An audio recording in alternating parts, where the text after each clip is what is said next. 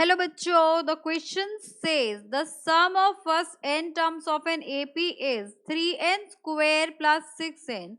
The common difference of the AP is 6, 9, 15 and minus 3. अब यहाँ पर देखिए क्वेश्चन हमसे ये कह रहा है कि फर्स्ट n टर्म्स का सम गिवन है एक AP का। अब इनका कॉमन डिफरेंस फाइंड आउट करना है। तो इस क्वेश्चन को सॉल्व करने के लिए यहाँ पर हमें की कंसेप्ट यूज कर रहे हैं, वो है आपके पास कॉमन डिफरेंस का formula. So common difference is given by a2 minus a1। अब a2 यहाँ पर सेकेंड टर्म है एंड a1 आपका फर्स्ट टर्म है। अब यहाँ पर हमें गिवन है कि sum of n terms of an AP is 3n square plus 6n, यानी कि sum of first one terms, यानी कि फर्स्ट टर्म यहाँ से a आ जाएगा, दिस विल बी a1। यहाँ से हो गया आपके पास 3 n की पावर n को आप 1 रख लीजिए तो 1 का स्क्वायर प्लस 6 मल्टीप्लाइड बाय 1, तो यहाँ से आ गया आपके पास 9।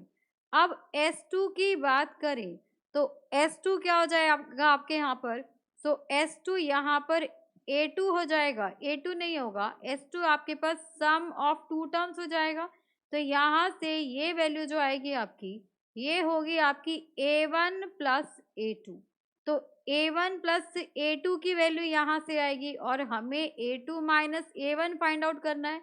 तो यहाँ पर ये रख दीजिए is equals to 3 multiplied by, यहाँ पर n आपका 2 हो गया whole square plus 6 multiplied by 2, तो यहाँ से हो गया 2 2 ज़ा 4, 4 3 ज़ा 12 प्लस 6 2 ज़ा 12, तो यहाँ से वैल्यू आ गई आपकी 24।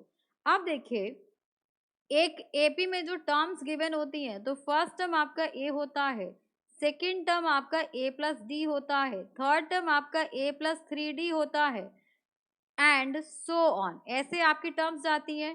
अब हमें डी की बात करें तो यहाँ पर जो आपको S2 गिवन है वो S2 क्या गिवन होगा, वो S2 आपको गिवन है a प्लस डी, यही गिवन है।